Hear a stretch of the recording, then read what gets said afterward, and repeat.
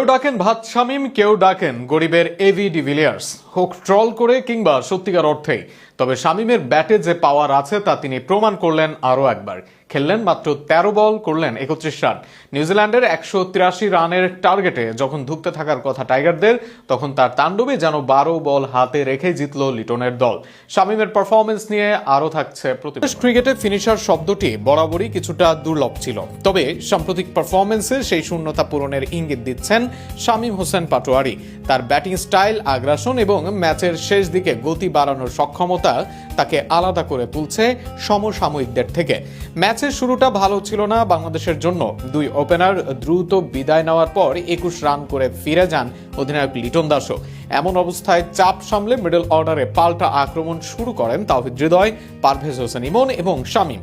হৃদয় অ্যাঙ্করের ভূমিকা পালন করে 188.88 স্ট্রাইক রেটে ইনিংস সাজালেও ইমন ও শামীম খেলেছেন আরও আক্রমণাত্মক ভঙ্গিতে। দুজনেই 200-র বেশি স্ট্রাইক রেটে ব্যাট করেছেন, তবে সবচেয়ে বেশি নজর কেড়েছেন শামীম।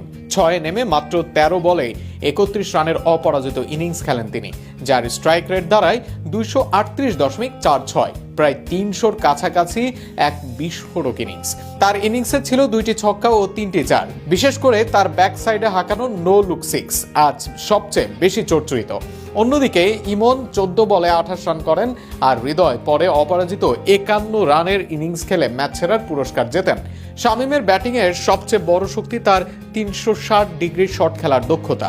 মাঠের যে কোনো দিকে শট খেলতে পারার পাশাপাশি প্রয়োজনে সুইচ হিট কিংবা রিভার্স সুইপের মতো ঝুঁকিপূর্ণ শটও আত্মবিশ্বাসের সঙ্গে খেলেন তিনি। তার টি-20 ক্যারিয়ারের স্ট্রাইক রেট 136-এর বেশি, যা প্রমাণ করে তিনি নিয়মিতভাবে দ্রুত রান তোলার সক্ষমতা রাখেন।